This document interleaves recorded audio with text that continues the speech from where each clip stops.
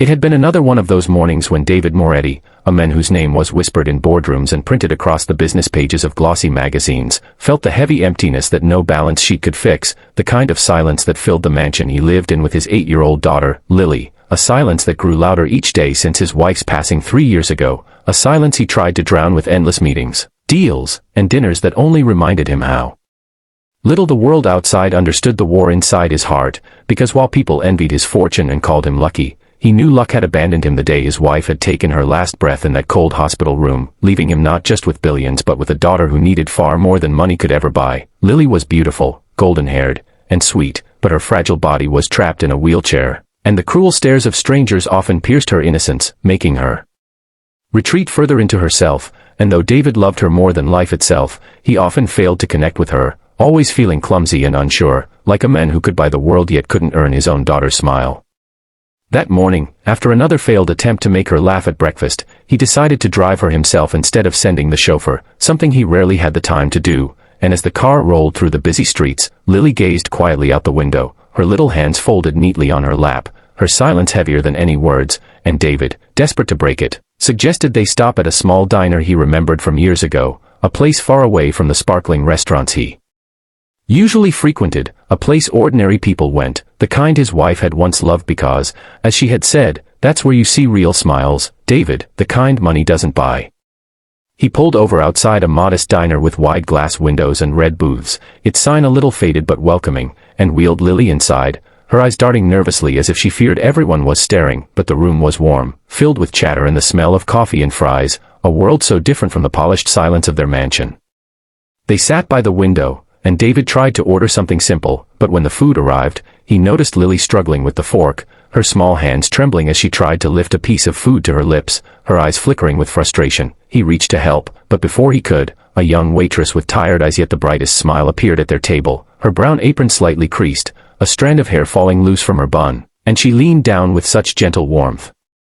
that even David, used to people treating him with caution or calculation, felt something stir in his chest. "Hey, sweetheart," she said softly to Lily, her voice like a melody of kindness, "may I help you with that?" And Lily, instead of retreating, looked up into her face and gave the smallest nod, something that startled David more than the million-dollar surprises he was used to. Without hesitation, the waitress slid onto the bench across from them, scooped a little food, and with a playful grin said, "Here comes the airplane," making a little whooshing sound that made Lily giggle, a sound David hadn't heard in months, a sound so sweet it pierced his heart and almost made his eyes sting.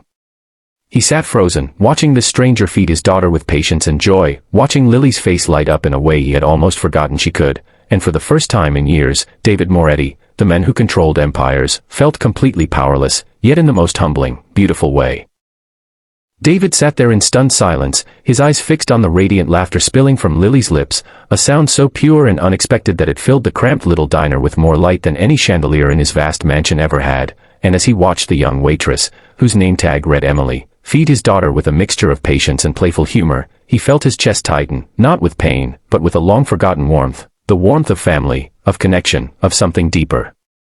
than the cold logic of numbers and deals that had governed his life for so long. Lily's eyes sparkled as Emily teased her with each bite, pretending that the spoon was a rocket, a butterfly, a tiny bird fluttering toward her smile, and each time Lily opened her mouth and giggled, David saw a piece of his late wife's spirit reflected there, as if some invisible thread had connected Emily's kindness to the love that once lived in his home. He wanted to say something, to thank the young woman, but his throat was dry, words refusing to form, and instead he just sat back, a silent witness to a miracle that cost nothing yet meant everything. Memories flooded him, his wife sitting by Lily's bedside during long hospital nights, singing softly to calm her fears, holding her spoon with that same gentleness, that same infinite patience. He remembered how she used to tell him, "David, what Lily needs isn't perfection. She needs presence. She needs love wrapped in the simplest acts." And as he watched Emily laugh with his daughter, he realized how far he had drifted from those words, how often he had let his empire become a wall between him and the little girl who needed him most. Emily, unaware of the storm in his heart, simply continued her small act of grace, treating Lily not with pity but with joy, as if she saw not a wheelchair, not a disability, but just a child deserving of fun and laughter, and that subtle difference struck David like lightning. It was dignity, something he himself had failed to give without hesitation or awkwardness. After a while, Emily stood, gently patting Lily's hand, and said with a warm smile, "You did great, sweetheart. I'll bring you some ice cream for dessert, on the house," before walking back toward the counter. Lily's eyes followed her with a brightness David had not seen in years, and when she turned to him and whispered, "Daddy, she's nice," his heart almost broke from the simplicity of those words, because it wasn't often that Lily commented on strangers, and rarer still that she smiled at them. David swallowed hard, forcing a smile of his own, but inside, he was shaken. He, a man who could purchase anything, had just witnessed his daughter's joy sparked not by money, not by doctors or therapists, but by the effortless compassion of a waitress in a small-town diner. Something shifted deep within him, a seed planted by that moment, a realization that perhaps he had been chasing the wrong kind of wealth all along. David couldn't take his eyes off Lily as she sat there glowing, her small hands tapping lightly on the table in a rhythm that only happiness could create, and he thought to himself how rare this sight had become, how many mornings and evenings had passed in silence with her eyes lowered, how many moments he had wasted hiding behind business calls, legal papers, and endless obligations, believing he was doing everything for her future when in truth he was stealing away her present, and now, in this humble diner, with plates of fries and simple decor, she was more alive than she had been in months. Emily soon returned with a small bowl of ice cream topped with chocolate drizzle, her smile unforced and radiant, and she set it before Lily with a playful wink. "Extra sprinkles for my brave girl," she said, and Lily's delighted squeal filled the booth with warmth that made David's chest ache. He had seen men break under pressure in the boardroom, empires crumble with one bad deal, yet nothing had ever undone him like watching his daughter light up at the kindness of a stranger.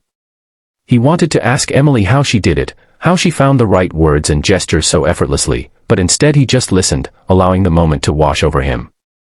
Emily leaned slightly closer to Lily and whispered something that made the little girl giggle again, and then, noticing David's gaze, she said softly, "She's amazing, you know. Stronger than she thinks." The words were simple, but they carried a truth that pierced his heart, because he had always seen Lily's fragility, her struggles, her needs, but perhaps he had forgotten to see her strength, her courage to face each day in a world that wasn't built for her. He nodded, his throat tight, and managed to whisper, "Yes, she is." For a fleeting second, Emily's eyes softened as if she understood more than she let on, and then she excused herself to tend to another table, leaving David in a silence that was no longer empty but overflowing with thoughts he had avoided for years. He studied his daughter, the way her eyes shone, the way her laughter lingered even after Emily had walked away, and he realized something monumental, that maybe Lily didn't need the best tutors, the most expensive doctors, or the rarest therapies as much as she needed love that was present, human, and real. And in that moment, he felt a deep stirring of humility, the kind he hadn't felt since before he was rich, before the world called him powerful. He reached across the table, gently covering Lily's tiny hand with his own, and she looked at him curiously, a trace of chocolate on her lip, and for the first time in what felt like forever, she smiled at him, not at the food, not at the waitress, but at her father, and that simple gift was more valuable than every fortune he had ever made. The diner slowly grew busier as the afternoon crept closer, the clinking of cutlery, the murmur of conversations, and the occasional laughter of strangers filling the air, yet for David it felt as though the world had narrowed down to the booth he shared with his daughter, where the memory of Emily's kindness lingered like a fragrance that refused to fade. He watched Lily finish her ice cream with unusual eagerness, each spoonful savored as though it carried more than just sweetness, it carried belonging, the comfort of being seen, the joy of being cared for without judgment. David leaned back, letting the weight of realization press into him. How many times had he brought Lily to grand restaurants where the chandeliers sparkled like diamonds and the waiters bowed with rehearsed politeness, yet none of them had ever bent down with genuine warmth to her level, none had ever made her giggle or feel like just a little girl instead of a fragile burden. That thought stung him deeply, and guilt spread through him like slow poison, reminding him of all the moments he had substituted love with luxury, presence with presence. He remembered birthdays with extravagant gifts but no genuine laughter, holidays spent on yachts that felt more like prisons of silence, and his chest tightened with regret.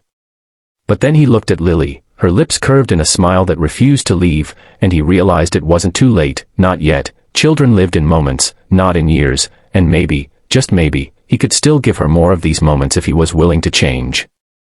Emily passed by again, balancing a tray with effortless grace, and when her eyes met his for the briefest second, David felt something unfamiliar, an admiration not just for her beauty, which was simple and unpolished, but for her heart, which shone through every gesture she made. He found himself wondering who she was outside this diner, what dreams she carried, what struggles hid behind that easy smile, and the thought surprised him because he had long stopped caring about people beyond what they could offer in deals or contracts. He shook his head slightly, trying to clear his mind, but the truth pressed harder. Something about this ordinary waitress had touched him in a way no one had in years. Lily tugged gently at his sleeve then, her eyes wide and innocent as she whispered, "Daddy, can we come here again?" The words were soft, almost shy, but they carried the force of a command that struck his soul, because in that single question his daughter had asked for more than just a diner visit. She had asked for a continuation of joy, a return to the place where she felt alive. David swallowed the lump in his throat, his voice unsteady as he whispered back, "Yes, sweetheart.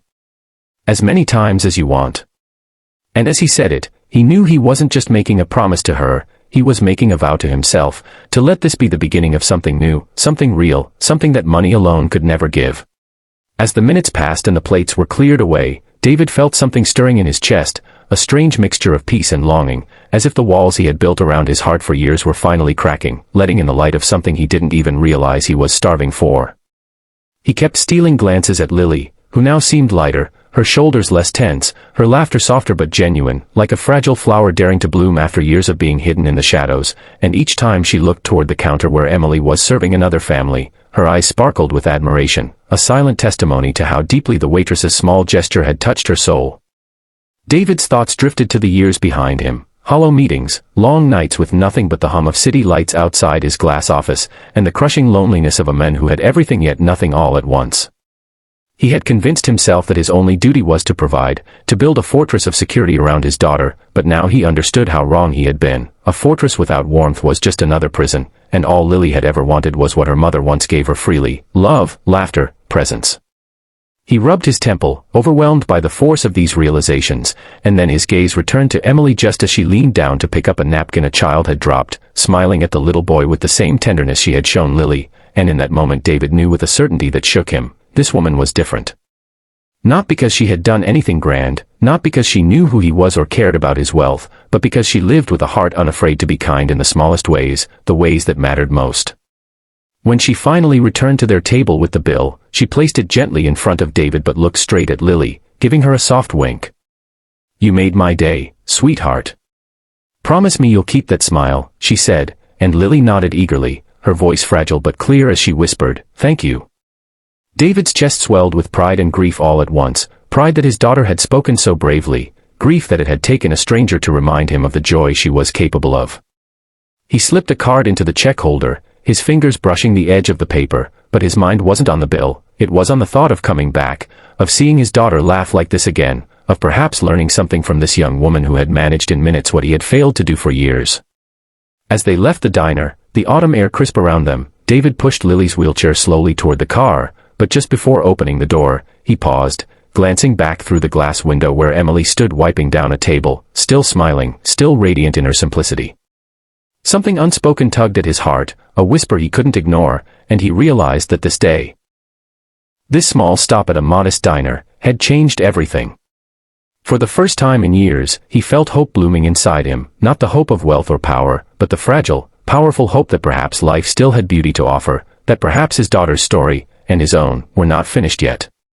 He bent down to Lily, brushing a strand of hair from her face, and said softly, "We'll come back soon, I promise," and her answering smile was all the confirmation he needed that this was the beginning of something far greater than he could yet understand.